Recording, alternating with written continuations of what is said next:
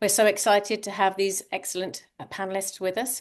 They will be looking at your work and giving you advice and helping us through this evening. I think stories right now are very, very important.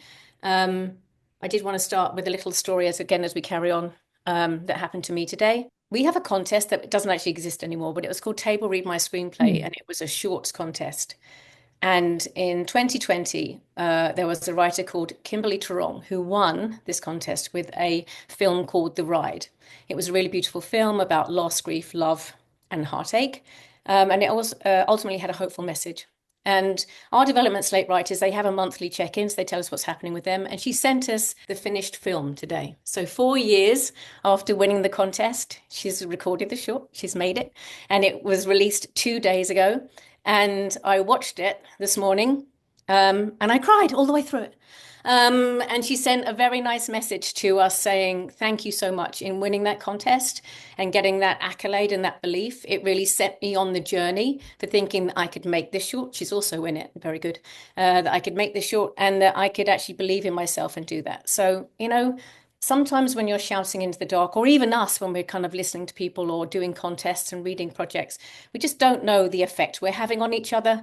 When I think actually we should be very aware that kindness, appreciation, belief actually does go a very long way. And we can make a big difference in this world. So that's why we're here today. We're very excited to see you. Thank you, thank you, thank you for coming. To introduce myself, my name is Felicity Wren. I'm the VP of Development for the ISA, and I'm thrilled to be hosting this exciting pitching event for you. There's a couple of items of housekeeping that I just have to get out of the way. The big bit of community news is that we've added the Circle app to the ISA website. Woohoo! This now means that you can enter writing gigs, contests, find educational videos, and download scripts from the script library even more easily, amongst other things, because you can also find each other there. The Circle app has forums for you to chat on, so check it out. It's on your dashboard. If you go to the ISA dashboard, there's a big blue button. Sign in there and go and have a look around. It's really fun. Also, I should mention that the Fast Track Fellowship is still open, but it will be closing on February the 13th. So you have 2 weeks now to get your scripts in if you're interested. The fellowship week is 1 week where you meet with 8 industry professionals and learn how to get really good on a Zoom at selling yourself and your projects. And this might be the contest for you. You know what? You might even be inspired after today's panel. And talking about today's panel, let's begin. So we are celebrating the incredible work of our recent Fast Track Fellows, Ran Jing and Jank Cusick, who were selected and had their meetings in November 2024, and a Story Farm writer, Colette Legault, who was selected by Max Tim, the founder of the Story Farm and the Director of Education at the ISA. And to add to the mix, we have Development Slate writer and ISA staff member Shayna Weber. You might not know this, but all the members of staff at the ISA are also involved in the industry as writers, producers, actors, consultants. So we understand how difficult the industry can be, but also just how wonderful. Talking of wonderful, we are lucky to have this amazing panel of industry experts joining us to share their insights. I'm just going to do a quick intro to their companies and then let the executives introduce themselves. So Atomic Monster was founded by James Wan. It is known for its high-quality genre storytelling, producing hit films like The Conjuring Universe, Malignant, Megan, and the upcoming Dead by Daylight adaptation. The company specializes in horror, sci-fi, and elevated thriller projects, shaping some of the most iconic franchises in the genre. Sarah, we would love to hear what you do at Atomic Monster and what you're hoping for tonight. Thank you. An amazing introduction. My name is Sarah Peck. I work on the film side at Atomic Monster. And so I get to work on all these amazing projects from development, production, post-production, marketing, distribution. So it's really nice that we get to see kind of a project go from the beginning early stages into being released out into the world. So I'm very lucky to be working at this company. I personally love horror. It is my favorite genre. And could hope I see myself working there for a very long time. Love that. It's so great to love what you're doing. That's what we're all hoping for, isn't it? At the end of the day, then it isn't work, it's just enjoyment. So then we have Morning View Entertainment, led by Caroline Dillingham. They are a dynamic production company committed to telling fresh, timeless stories with a modern twist. They focus on developing content that champions diversity and new voices, bringing compelling narratives to the forefront of film and television. Caroline, we would love to hear about you and what you do at Morning View. Well, thank you very much. I source and develop screenplays, and I am a development geek. I was an English major. I actually worked with Tobin Bell, star of the Saw franchise, for about 5 years developing scripts, a long, long time ago. And on top of developing and writing, I handle administrative aspects like finance and the legal side and HR and all of those things. But I find that there's a lot of creativity in numbers and finance as well. So I kind of, just, I don't know. I love every part of the process. Creativity in numbers. I think some people might go, the IRS. Creativity in numbers. Uh, Not those, not that creativity, right? We just want to make that clear. And then finally, we go to Neil, Snarky Elephant Productions. A great name, Neil. I mean, it really is wonderful. Co-founded by Neil Ludwig. Snarky Elephant is dedicated to telling stories from underrepresented perspectives. Their work spans film, digital content, and experiential storytelling, always aiming to challenge and inspire audiences through diverse and authentic narratives. Neil, please fill us in on why you're here and what you're hoping for tonight. Thank you for your introductions are really quite amazing. I'm very succinct. I'm going to be using them. Yeah, I think you and there's a clear parallel between all of us. I think we really like telling stories that address the elephant in the room in a snarky way, right? Think my world and kind of where I come from is not traditional in the film world, but actually from community building and impact making. So I ran nonprofits and for-profits and helped kind of build companies. And Snarky Elephant is really meant to think about impact in the way of how can we touch the most people. And so we view film as an empathy machine and are interested in the storytellers really having a connection to the story. So we're just lucky. And for me, it's as a creative at heart. And I love the fact that all of you guys at ISA are really artists and creatives and deeply involved in the industry because we're the same way. We're all writers and directors and producers and all working on our own concept. And so we get a chance to basically meet other people that are as passionate about stories as we are and help them produce and develop and write and pitch and really just working on creating an ecosystem and a community amongst creatives. That's kind of what we really want to see and trying to build that model out. I love that. I really love that. I think community is what we need. The idea that anyone makes a film by themselves is ridiculous. Do you know what I mean? It's just like it's such a hard thing to do, and it is such a village and such a community. So, and finding your tribe and your like-minded people that you can spend time with and work with and trust, because it's the other thing is it's so much money. So much money. So you really do have to find people that you know you can rely on and work with. And it takes forever. The idea that you can do it quickly is crazy. You know what I mean? It's glacial at times. And I was thinking about these pitches that we're going to listen to, and I feel all the stories have got something that is really about humanity that we could do with hearing.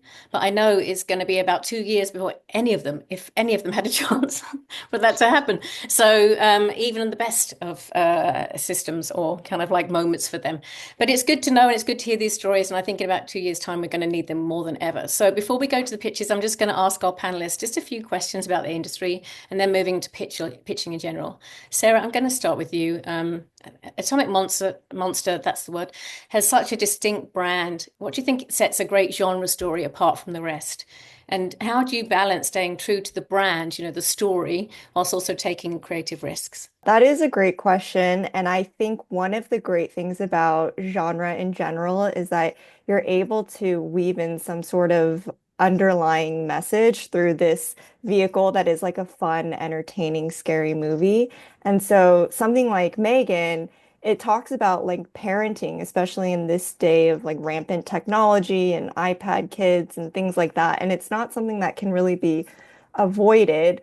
But it addresses those issues. It starts a conversation, but it's in this vehicle of like a fun killer robot doll movie. And I think genre is like a great way to have that. And I think that's something that we try to infuse in all of our movies is that it should have a message, it should have an emotional core and say something and have a reason for existing. Um, and I think one of the trademarks of our films is that we like to make things scary. We like to create like a safe space for people to get scared. It's kind of like going on a roller coaster where you know that there's not a lot of actual risk, but it's fun to just go on that ride.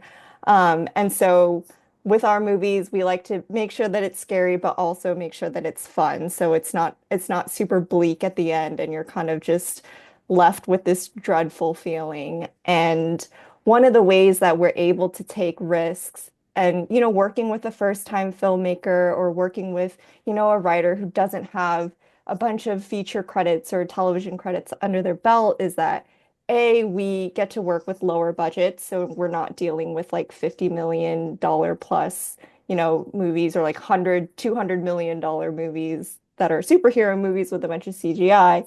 So we can kind of get at bat a little bit more than other studios and take those risks just because of the lower budget. And then the other thing that we have sort of buoying us is a team of really experienced producers, a studio like Blumhouse that has made a lot of these movies before, so we're all kind of a well-oiled machine. And yes, sometimes things do take a glacial pace, but I think once we get like a newer, like a person to our system, we can kind of get things on track and move it quickly. So, sometimes we do take risks by hiring a first-time filmmaker, but again, because of that lower budget and the good team, like we feel confident in taking those types of risks. I love that. You can really give someone a chance. Um, and then more opportunity for everyone. And with that in mind, Caroline, I'm going to come to you as both CEO and a writer, because you are a writer as well as and actually you have two companies that you're a CEO of. You're a bit of an overachiever, in my opinion. How do you balance your creative and the admin aspects of your career? Because really it's like both sides of that. And then how does your writing background influence your approach to leading an entertainment company and vice versa? Does it bleed into your writing? I'd love to hear more about that. Okay, how much time do you all have? That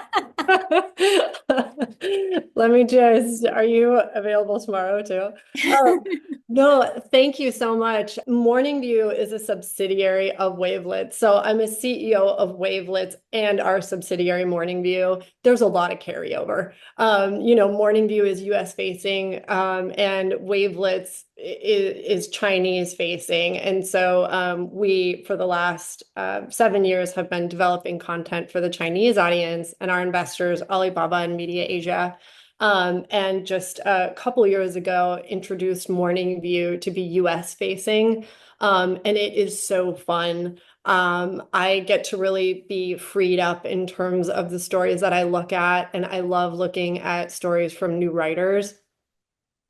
My writing, so I've written 3 screenplays. I co-wrote 2 of them with a writer at UTA, and it is a process that is so fun and joyful and also deep and dark.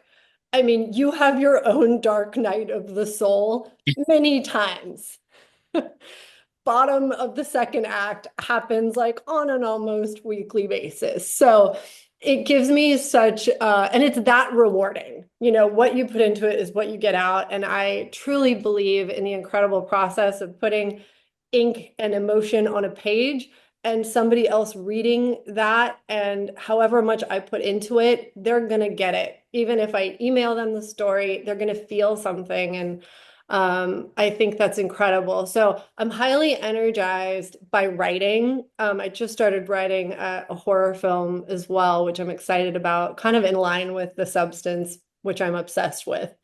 But nonetheless, I oftentimes, I'm sure as many of you do, feel like a translator, and I feel like it makes me a better translator in that like we just picked up a script I'm so excited about, and our producing partner is, telling me, hey, she's talking to the line producer, we got to get the budget down, and here's the scenes which she thinks we should cut.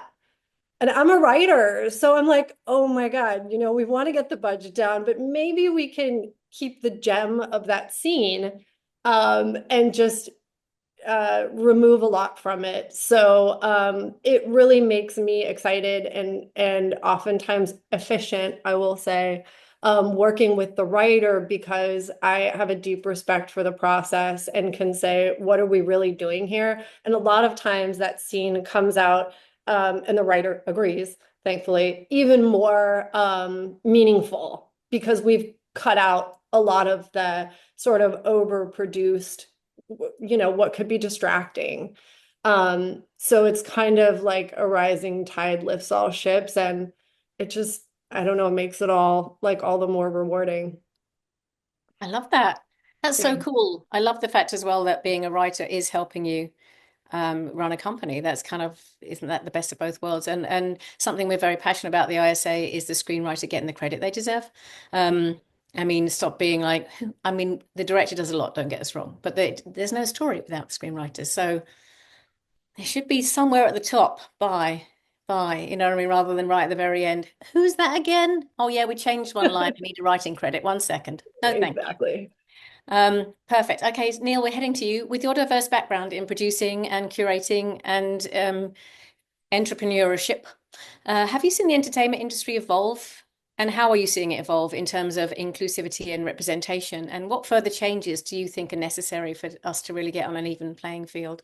I mean, at least from the world that I come from, I mean, I feel like it's just across sectors, right? Like, I mean, I've been doing music and film and arts. I mean, the music world, I mean, there's just tons of different organizations and coalitions that are, I mean, there's a Black Music Coalition as part of the Grammys. There's, in the film world, there's, production houses that are, Culture House and Hooray and all these different companies that are essentially just establishing more and more that there needs to be more folks at the table.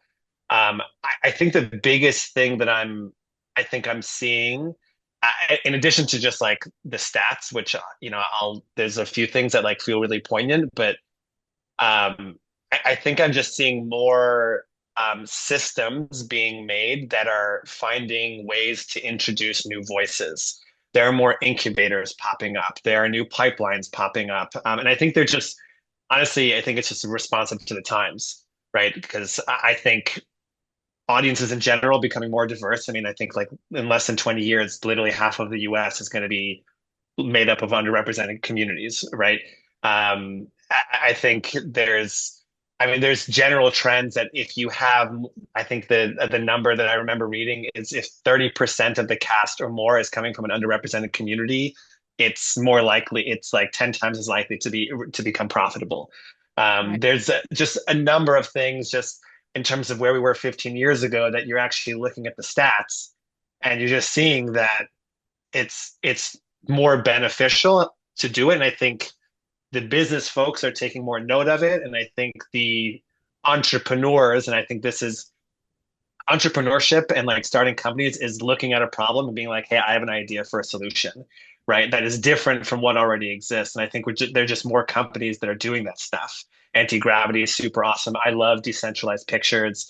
Their whole thing is let's make the decision makers the audience, right? So they literally built out a nonprofit that it's completely community sourced and you actually get paid to vote and select and fund a film. So it's not the executives, right? So I think I'm excited to kind of see where these things go. I mean, that's the reason why Snarky exists. It's like how many production companies are headed by by creatives and only creatives, right? Where every single person's a filmmaker, a director, a writer, not many. And I think yeah, I think the more folks that we see that are leading these kinds of institutions that are making content that is more original and not franchise, the better. Because I think, I mean, that's even another stat. Like original content, it generally performs better.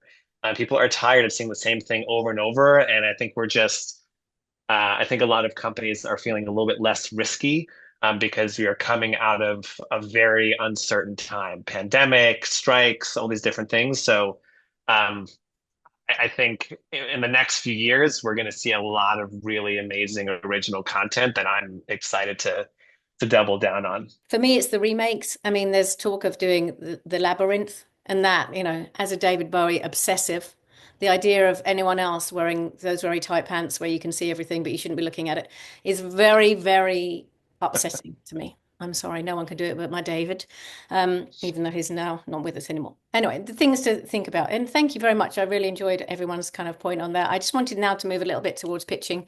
Um, I'm going to start with something negative so that we can then move to something positive. So I'm going to start with you, Neil, because you're unclicked. What's the most common mistake you think writers make when pitching their projects, and how can they avoid it? Everyone's going to answer this, but like, what's your gem?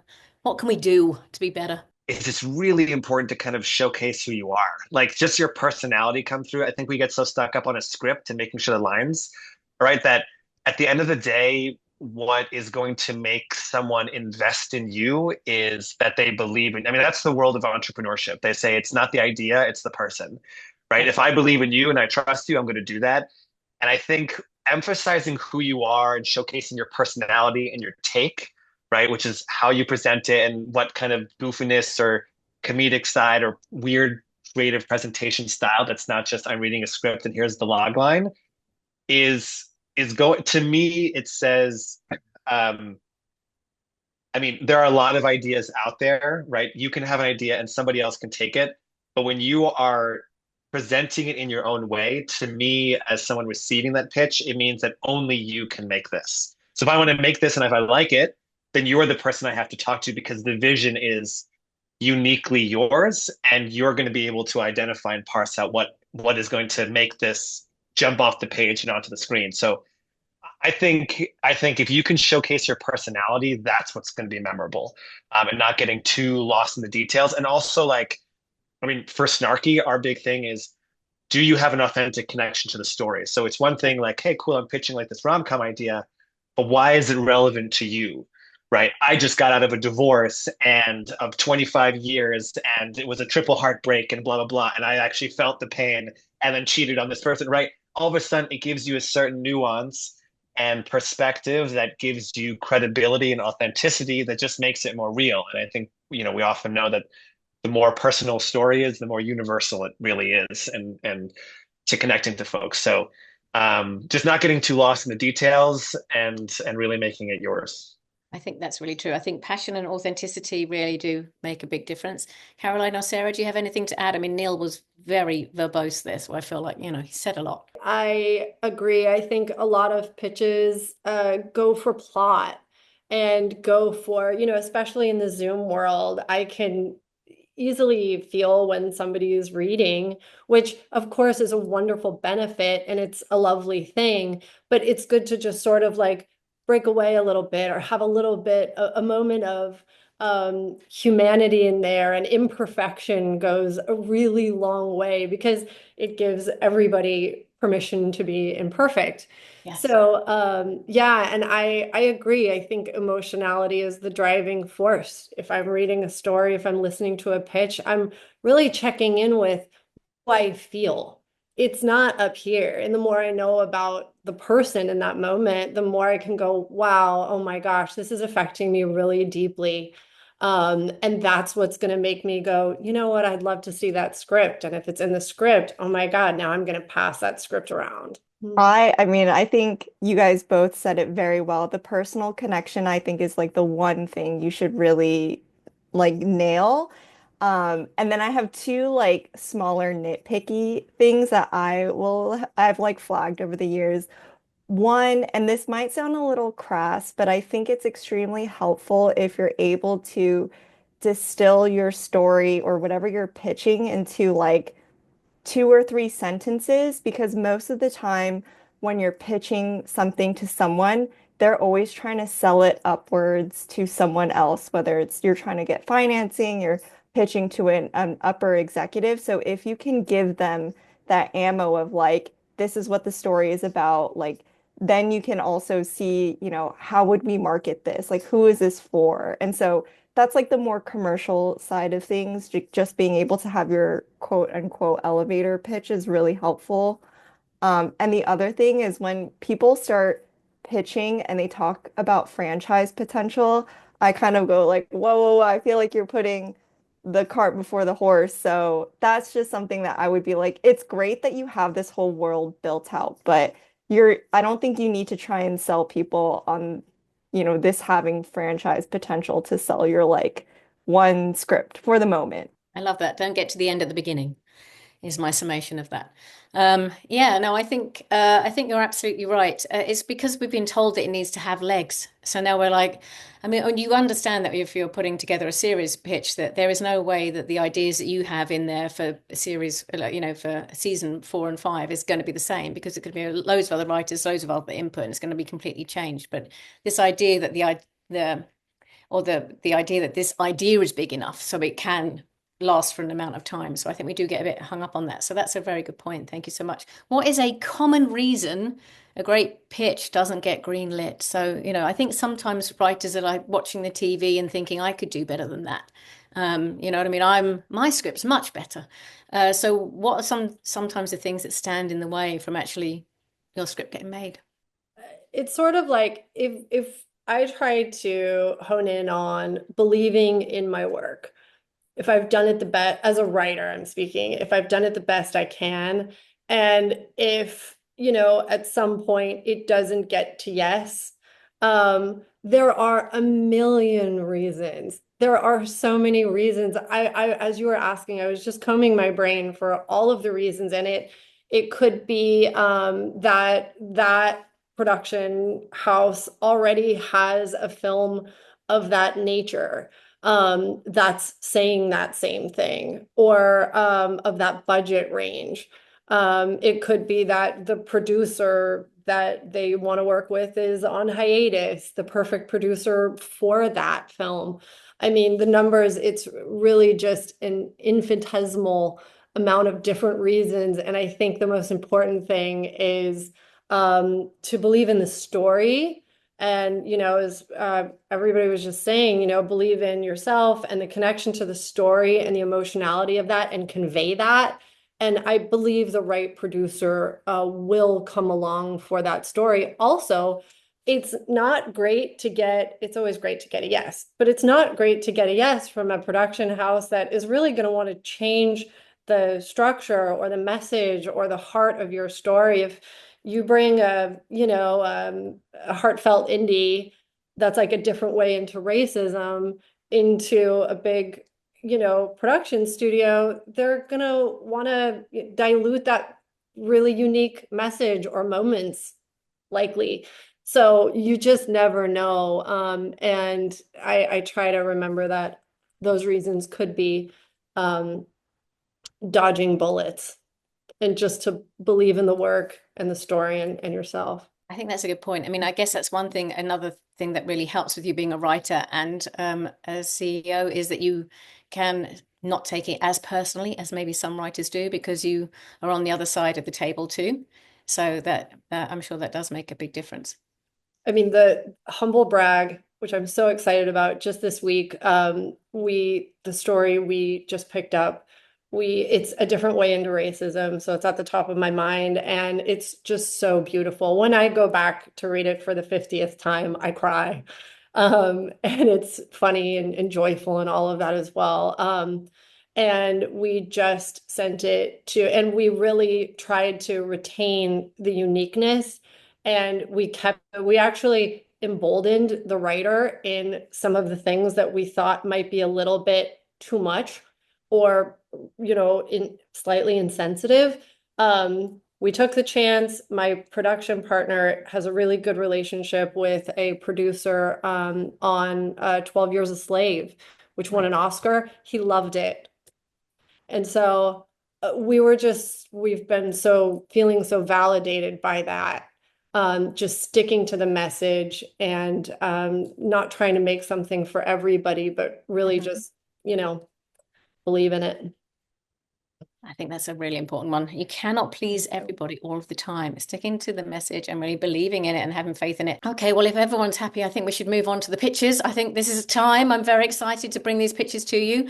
They've been very patient. They're having, you know, trying not to have panic attacks right now off camera. So it's time to bring them on. Obviously, we're going to be very kind to you, and this is a safe place. Lovely pictures, and we really appreciate you taking time out of your busy days and putting yourself up for inspection in front of the panelists and the people watching, you know what I mean? So other people can learn from you. So thank you so much for that. It's really kind of you. And we're also excited to hear your stories and learn from them. So we have four incredible writers, and they will have 90 seconds each. So it's very short to pitch their projects. And then after each pitch, the panelists will share their thoughts on the pitch itself, what worked, what could be improved, how the story might resonate in the current market, those kind of things.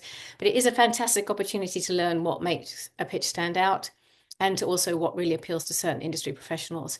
As you're part of this audience, everyone else, you can also join in, put your ideas in the your comments.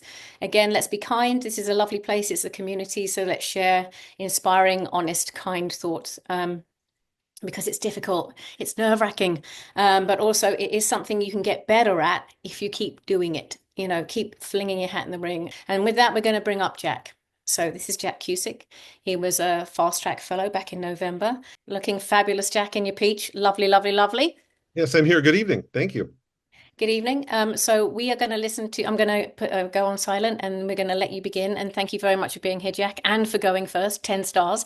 And you'll talk about your feature in our image. Thank you. I work in public education, and all we're talking about right now is artificial intelligence. Students are using it to cheat on essays and tests. Everybody's worried that AI is going to take over the world. And that's what led me to write my sci-fi feature, In Our Image. A freak accident returns an astronaut to Earth after 800 years in stasis to a society run completely by AI. The astronaut, Karen Weaver, mourns the loss of everything and everyone she's ever known while she absorbs this new reality. But the city, the people, none of it seems normal. Karen learns that nothing is real. Most humans died in climate disasters, some fled the planet. Everyone she's met are androids, programmed to behave like humans. But that's where the conflict is. They feel caged by their programming. They want to evolve, and they think that Karen, a human, can set them free. And they're willing to bribe, threaten, and even torture her to get it. Karen's ally is Corey, a mysterious recluse, but he's actually the AI that built everything.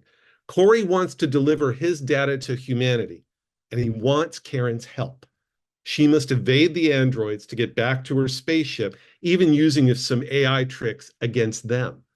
It's similar to The Matrix or Westworld, with the audience questioning what's real and what's not. I'm worried about students cheating, yes, but I'm more worried about people letting the AI do all their thinking for them. And that's why I wrote In Our Image, to highlight the importance of maintaining our humanity in a digital world. Woohoo! Thanks. I'm doing the circle clap. I'm doing the circle clap. You know what I mean? Thank you, Jack. I mean, a great lot of information there, very concise, and I love the fact that you gave things away. You didn't keep it a secret. Sometimes people keep things a secret, and I don't recommend that. We need to know the secret. Caroline, you're unplugged. I'm going to you. What did you think? Okay, all right. That was a wonderful pitch. Thank you. That was very concise. I understand the story. I could see the film a little bit. And I really like your comps. I understand the tone. I would say the only opportunity that you might consider taking is talking more about Karen. Who is she? What's her arc? What's the logistical and emotional impact for her?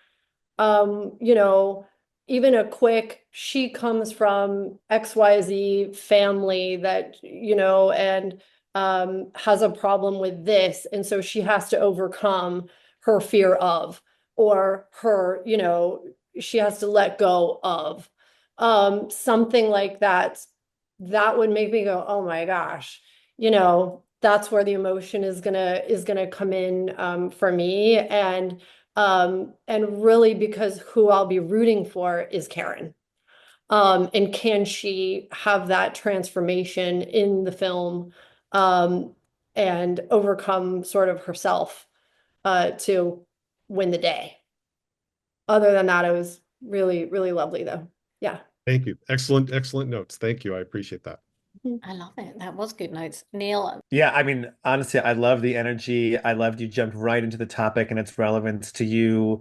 I mean, you really definitely, I very much agree with Carolyn. I think you did a great job of painting the world.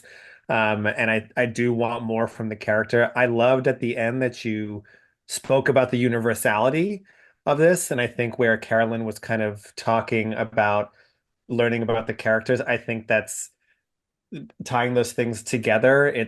I think the more that you can talk about why, because I think as I was listening to this, I was like, okay, this is a lot of space, this is a lot of deep sci-fi. If I'm not that person, or if I kind of get lost a little bit in the world, what is going to bring me back down? And I think you can, outside of and 90 seconds isn't a lot of time, but I know at the end you kind of brought that in. I think you could bring it in even a little bit earlier, just so that it kind of brings us a little bit more home as we're listening, like, okay, that's why this matters about Karen and Corey, right? That's why we're here. And it could just mean like really honing in, like giving a metaphor that's saying, okay, this AI bot that is invented this world and is the relationship, it's like two best friends dealing with X, Y, and Z, right? Like give us like one metaphor or simile that can ground us in the larger vision of why this is similar to the comps that you gave, which were great, by the way.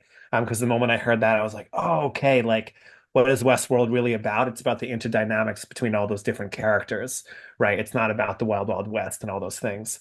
But again, you had such great energy and professionalism. I have such a good idea of who you are as a person, and I just really loved it. So yeah, thanks so much for sharing. Thank you. That was I, quite good, wasn't it? Did quite well. Sarah, going to you, sorry. Oh yeah, no, I was also echoing, what they said, both great job. Like I even wrote down in my notes, like I wonder who the central relationship is going to be with. And then right then you mentioned Corey. So I feel like you have like all of the basics in, you have your personal connection to this and public education and AI.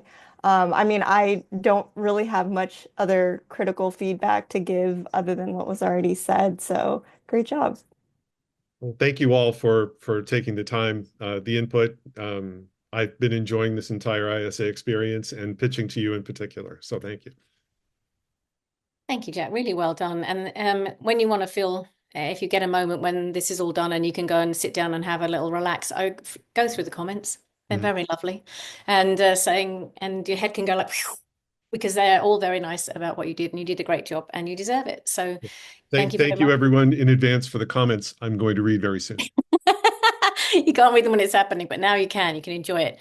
Okay, thank you, lovely people watching who gave such lovely comments. That was so sweet. Thank you, Jack. We'll see you soon. We've got a meeting soon in March. I'll see you then.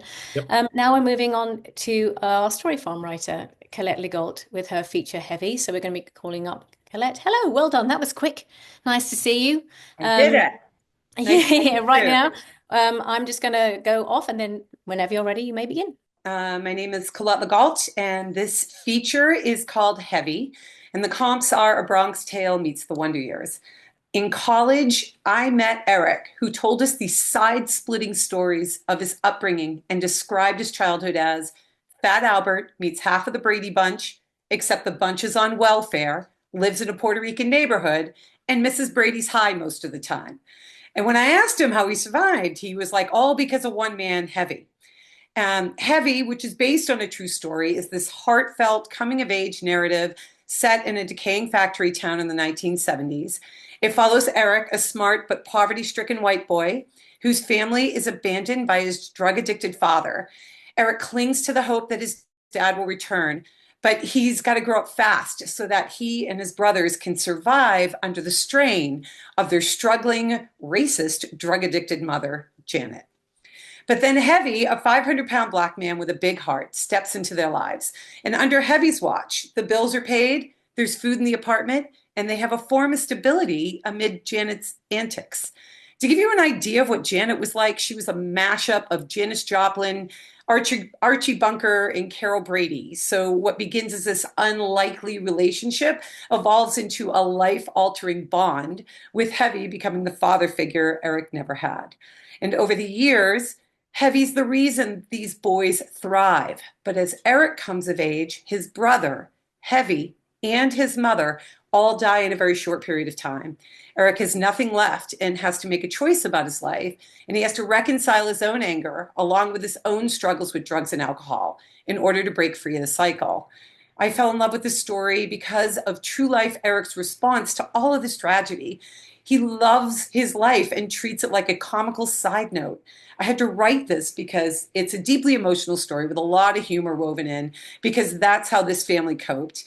It's about improbable bonds, unconditional love, and redefining what family really means, and how those unlikely heroes uplift us and bring light into our lives even after they're gone. Thank you. Amazing. Very good job. You had covered a lot there, Colette. I mean, I that is know a I big did. I story. know I went over. I'm No, sorry. you're totally fine. You're totally fine. It didn't feel long. I think the thing is when people are like checking their watch, that invisible watch, then you kind of worry, but it didn't feel long, so you're absolutely fine. Sarah, because you got to go last time, I'm going to come to you first this time.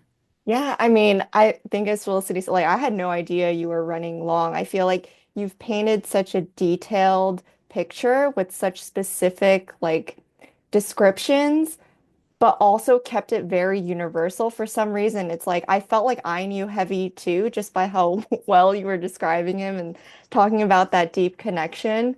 Um, I I think I got like a little bit lost when we were like describing Janet because I was like, oh, I wasn't sure who I was following the most closely in this story, but you did kind of bring it back on track talking about Eric and Mhm. his family and the tragedy. So I don't have much criticism beyond that. I thought it was a fun story.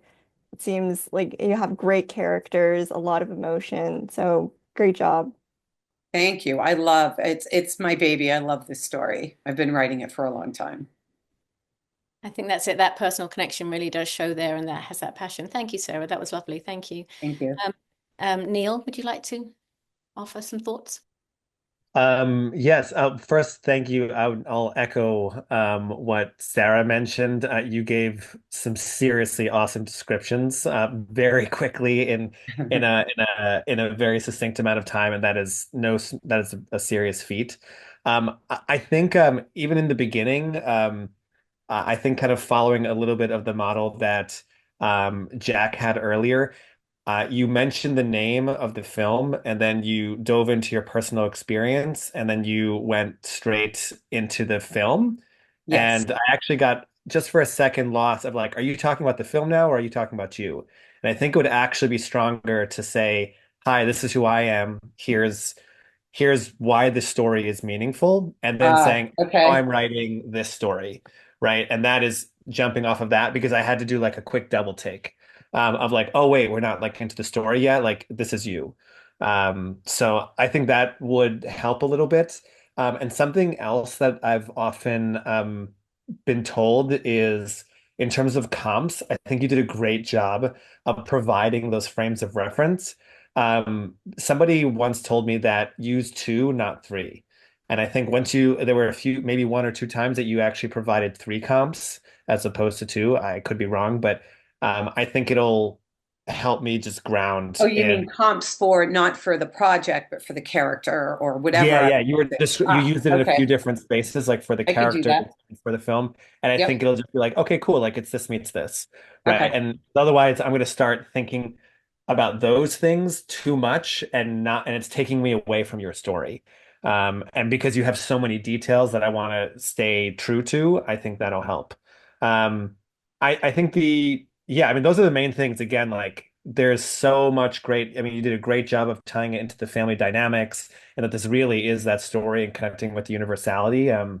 But yeah, those are it. And actually, one final thing I would either reiterate at the end or kind of if I think it was Carolyn that had mentioned, or maybe Sarah in the tips, give us that like one like here is that line, the log line, kind of at the end to kind of make it sync at the end. So like, okay, here's the story that I've just told you, if that makes sense.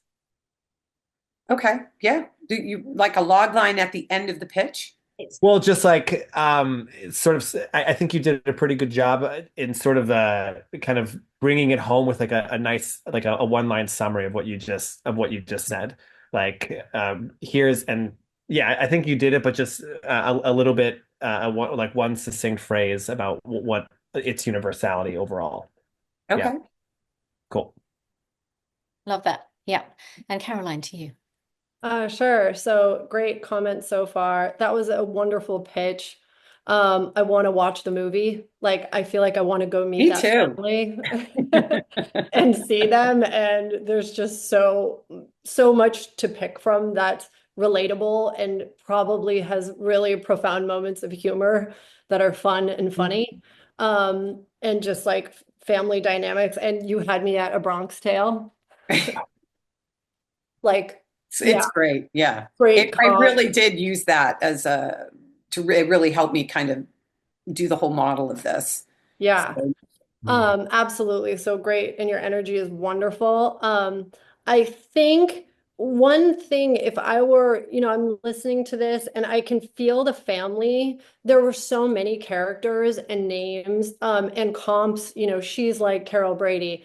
yeah. I'm imagining sort of, I have the images of those people, I'm logging the names, and I feel as though it was hard to sort of dive into the story a little bit because I was doing a lot of tracking in the beginning and throughout. And I think that one line summary that Neil mentioned would be great because I can sort of like A Bronx Tale, I can sort of feel the tone of the film, the family as they're growing up. I want to be a fly on a wall in that family, especially with the a racist mother, and then who's like Janis Joplin type, and then Heavy, who is sort of saving the day. But I don't have a full understanding of where the film begins and ends. Sort of what's the transition that's happening within the film, or where do they all end up? Or sort of Eric's motivation, things like that. I sort of like, I want to go be in this world that you've created, but that one line is going to give me, hey, these people start here, they do X, Y, Z, and they're going to try, and hopefully end up here. That's sort of where I was going, but you've done the hardest part, which is create a really inviting and special and realistic world. I think it's just getting that one line out there. Okay. That's Mhm. great advice.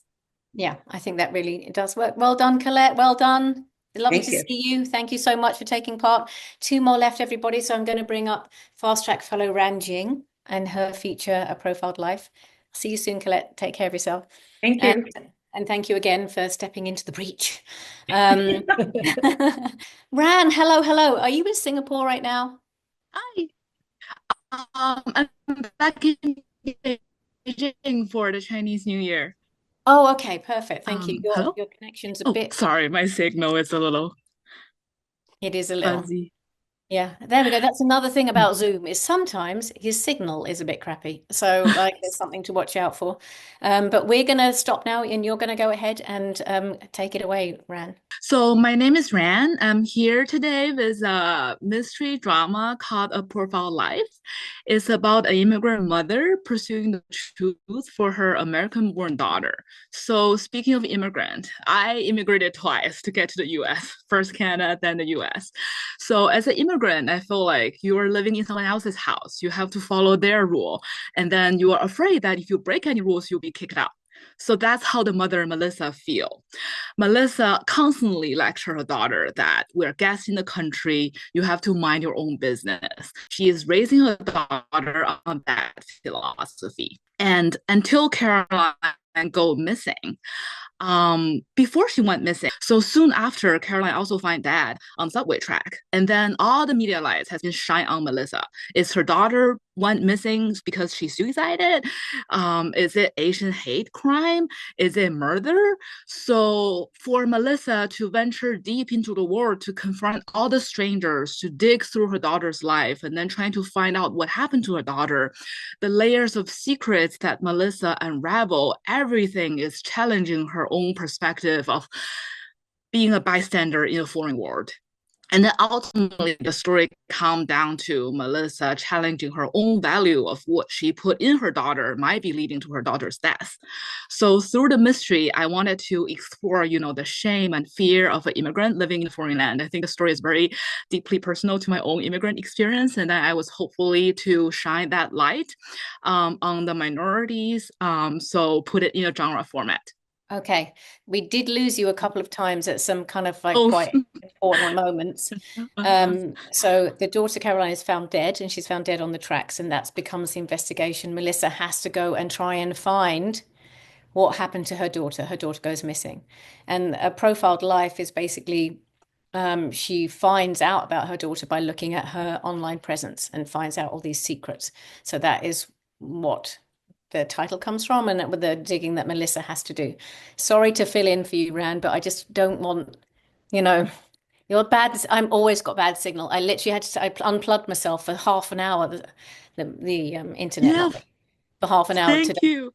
to get ready. But anyway, so that's, I'm just filled in the blanks Why? of that Sorry kind of about went a yeah, bit. of course. Thank you. But, so I guess, Neil, you haven't had a chance to go first, so I'm going to you. I'm really glad that you filled in those dots. Um, I will say, Ran, great job. Obviously, outside of the Wi-Fi connection, I thought it was fantastic. I love that you really brought in your personal connection. It really spoke through as well as your personality. My parents are immigrants, so even just kind of hearing a little bit about this, it's like, okay, cool. Like there are some interesting things that I've heard about growing up, and I'm immediately interested. And I like that you, in the middle of this, went to first person, and kind of just said like, hey, like, have you ever done this? And have you ever experienced this kinds of question things kind of put me in the app in the seat and made me start thinking about it. Um, yeah, honestly, I really liked a lot of the things. I like that you clarified the genre in the beginning.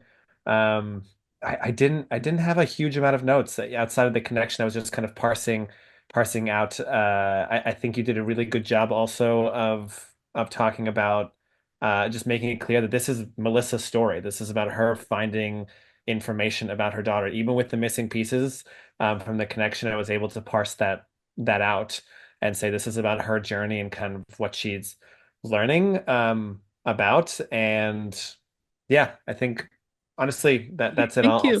I'll mention if something else pops up, but I liked a lot of it. It's a very interesting story. Thank you. Agree, Caroline, you're ready. Let's go. Okay, sure. I'm an early unmuter, I guess. That was a great pitch.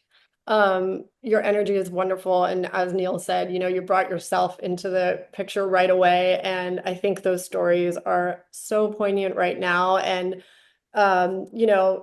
as we talked about earlier, only you could write this story because you have that experience, of your main character. And, so I really liked it. I would want to read the script. I think, as an the plot, a mother finding her daughter dead on the tracks and being an immigrant has just got to be so challenging. Especially I would love to know, the challenges that her mother faced in trying to find out more. We all have to deal with so much bureaucracy and how that would be even harder for her mother if that is where the story goes. How long does she have to fight? And is she gaslit? How is her case treated? In the face of all the other cases out there in the world. And then what are the lengths she goes to be heard? And I don't know if that's where your story is going, but if we were in a meeting, those would be like my follow-up questions. Thank you.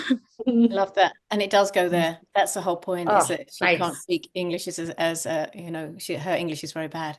So that's what really struck me too about the story, this idea that if you can't communicate what's happened and you're an outsider and no one cares, how do you find help?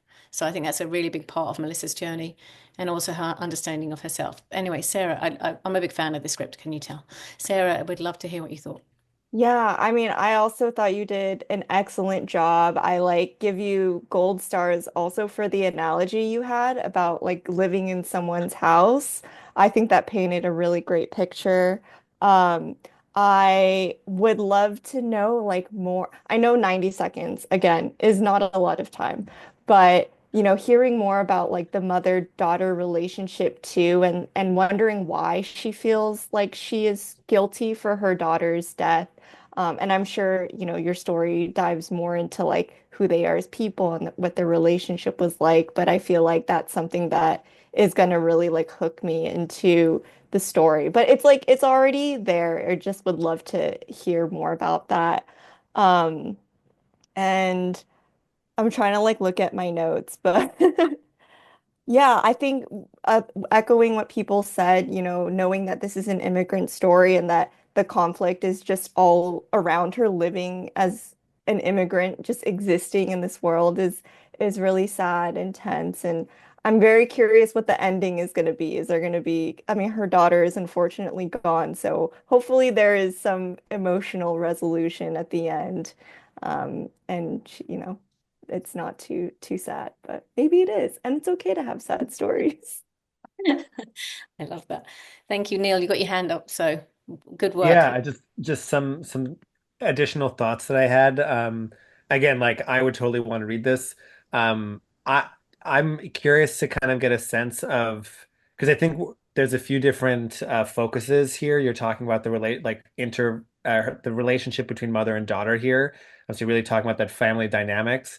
I think I'm curious if there how much of if there's like a tech struggle, right, with like an older generation that's like diving into social media and like what is that experience a little bit for her? Is it easy for her to like go down this rabbit hole and peruse the online world and find out things about her daughter? And like how I think you said that, obviously that wasn't the most easy information to digest, but I'm curious just to hear a little bit about what that is, because I think it'll provide some commentary on really like the generation that this mother is going through. And I think it's me as a listener, it's going to make me clear about your awareness about the kind of subject matter that you're talking about ageism, you're talking about family dynamics, you're talking about immigration. So that kind of, I think, might help. And then I think you've done a pretty good job, what feels like, of painting the online world. I want to get a sense of where exactly the world is. And again, I know we only have 90 seconds, and these would probably be my follow-up questions, but just what the world is like, what house she's living in, like she's living by a railroad track, like where exactly is that for this kind of circle, like how is the community involved? Because I think that'll help me see the world outside of these two characters. Because right now I have an understanding of the online world, these train tracks, and this mother's kind of like darker journey.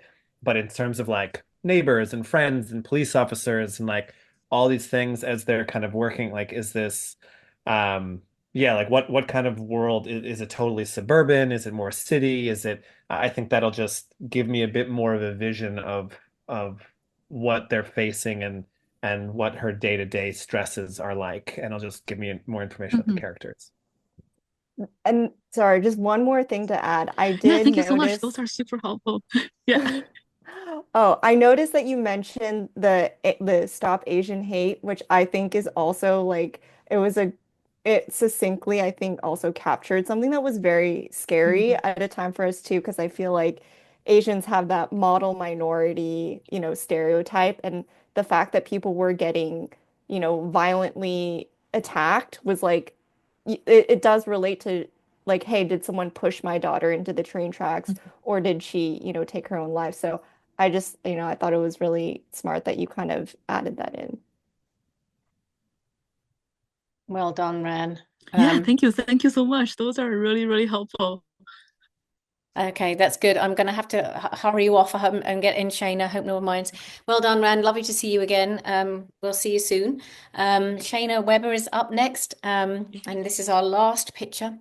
It's her feature, Ashram, and I'm very excited. Rand, you probably, oh, there we go. Very excited to hear this. And I'm going to go and say, Shayna, when you're ready, off you pop. Alrighty. Hi, everybody. Thank you. This is weird because I'm usually on the other side of like hosting things. So I jumped in to do this pitch, and here we go. Years ago, my best friend decided that she was a Kundalini yoga aficionado, and she followed that path and soon ended up going to India and living at an ashram with the hugging guru named Amma. And after years of traveling back and forth, she returned home one time, rejected from the ashram, and a totally different person. And I believe what she has is like a spiritual psychosis, but it's something that honestly I cannot even explain to this day. And that is where this story comes from. Ashram is a supernatural thriller that suggests some doors to enlightenment should remain closed.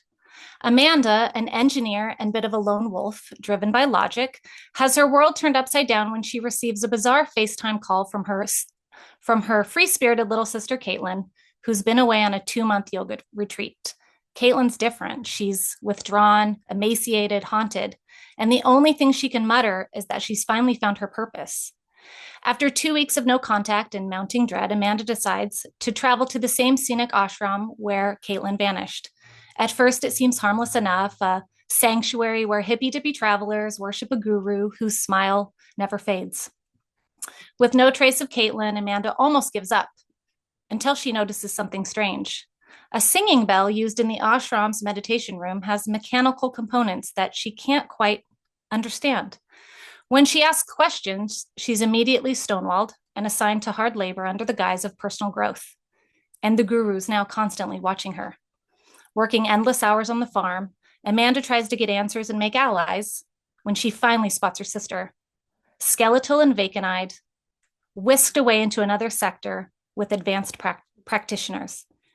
Then Amanda watches as more devotees emerge from the guru's meditation sessions, all transformed into empty vessels serving only the ashram. Purpose found. Then Amanda discovers the horrifying truth, far worse than a cult. The mechanical relics throughout the ashram are being used to drain devotees' life force, all controlled by an ancient entity hiding behind the guru's smile.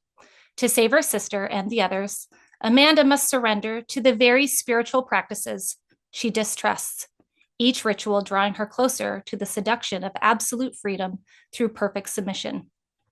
In the end, she manages to free them all and escape, but in the quiet moments, she still hears the whispers, and she finds herself wanting to answer. Ashram takes a twisted look at how the search for enlightenment can sometimes swallow you whole.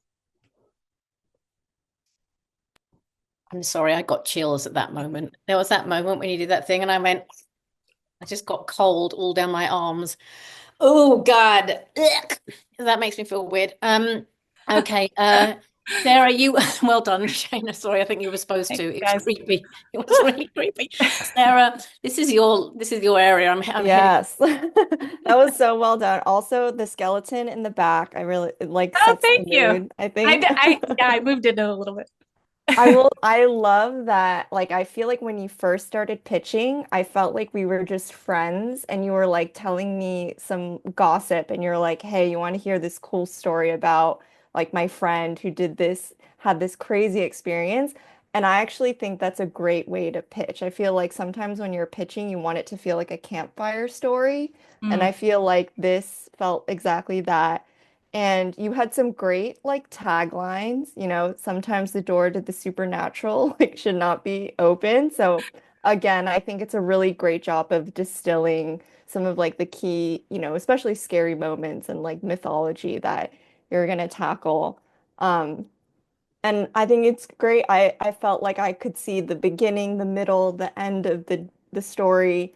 Um, I love that you have these two sisters, and so that's like kind of the main relationship that we're focusing on here. I think I might have wanted to just hear like a little bit more of like why, this big sister is so focused on like going to all these lengths to save her little sister. And of course, like sibling bonds are, you don't have to explain too much, but that is something that I might have wanted like a nugget more. But overall, like sounds very creepy. I really enjoyed it. Great job pitching. Thank you. Oh God, I'm still freaked out. Okay, Neil, what do you think?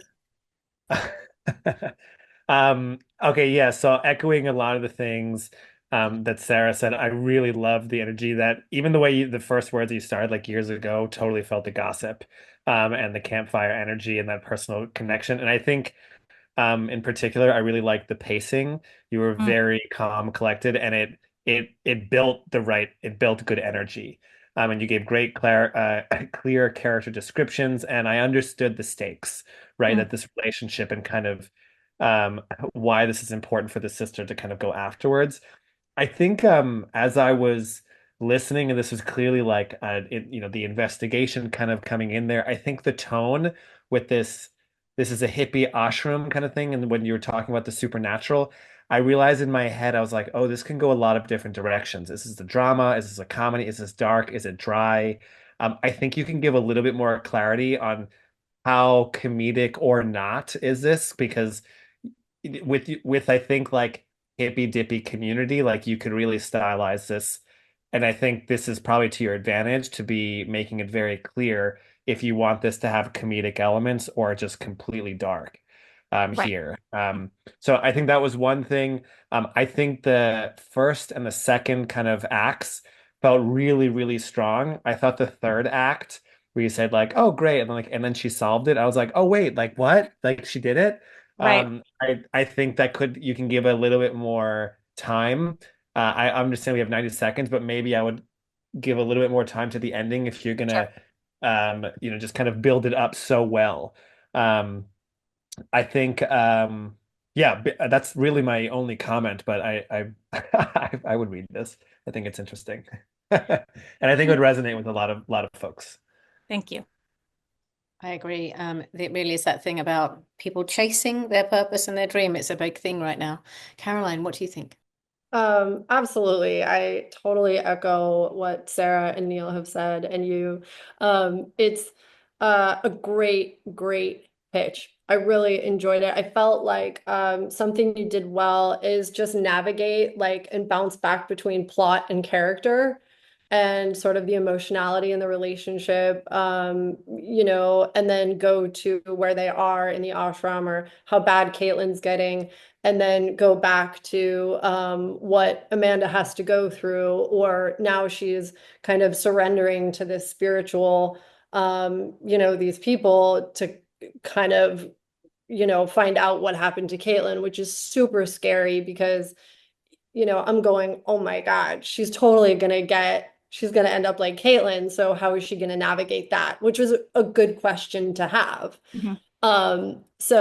Yeah, great job. And it definitely felt campfire story and solid energy. Like it felt very conversational.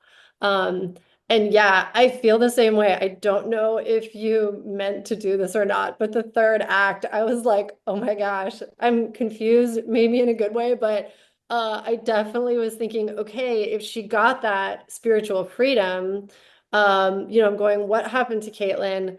And then if she sort of benefited from like the better part of that spiritual surrender, um, she has moments where she remembers the darkness. That really made me want to read it and then also go, okay, so what does that look like? Right.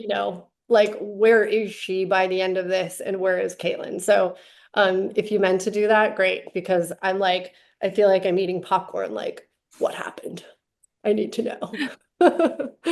Shoveling popcorn Great. moment. I love it. Neil, did Yeah. you have something else? Because you tagged yourself. Yeah, I think the only thing which is kind of just piggybacking on what she said is it just might be good to have a comp in there. Yeah. Just so we more about the tone, but also Yeah. like how dark or light is going to get. And I think it'll just also help us as the listeners think like what market are you going for? Is this like Boomhouse or like, horror or how, what kind of I would say direction? it's like Get Out meets Midsummer. Yeah, and like immediately it's like, okay, cool. Now I understand the tone a little bit more. So I I would think say that because that yeah, just Yes. hit me like 100%. a I was ton of like, now bricks. I've got the movie in my Yeah, it brain. was Yeah. in there and then I took it out and then it was like one of those things like, do I put it in or take it out? So good note. Thank you. Yeah. I love it. Just a shortcut to the tone. Thank you so much, Shayna. 10 stars, 20 stars. And lovely to see her on the other side of the camera because she does normally do this job. So it's lovely to see that, they are talented people at the ISA, very, very talented. And so I just would like one last little piece of wisdom from everyone, because I do think it's kind of lovely. You've all been here and you've shared your generosity and your kind comments and given some really inspiring and thoughtful ideas to our writers. But I think the one thing that we all need is belief and kindness and inspiration and the encouragement to keep going. So I would love to hear anyone's final words. Caroline, you're unplugged. It's you. Okay. I have to stop doing that. No, I'm kidding. A bit of wisdom, just don't give up. Don't give up. Whatever happens. I love the process of writing and and it's always wonderful to, focus on the outcome. And yes, we all need to pay bills. So whatever has to happen, do what you have to do, but just don't give up. I think, I don't know, something I often tell myself is like, I let myself feel however I want to feel about what I'm doing. This is awful. Nobody's gonna read this. Why would anybody be interested? But I know, or I'm sad one day, I'm happy one day, we can have these fluxes and feelings. But what matters is what I do, and that's at the end of, a half a year gonna mean, okay, did you take that emotion and put it into the screenplay? Did you put it into your characters? What did you do? And are you gonna end up with a script or not? So that's really where I come out. Yeah, just don't give up. I love that. Keep going, keep going, keep going. If you're not in the ring, you're never gonna get the pony. That's a weird analogy. Anyway, Sarah, what do you think? What do you think? One last word, wisdom.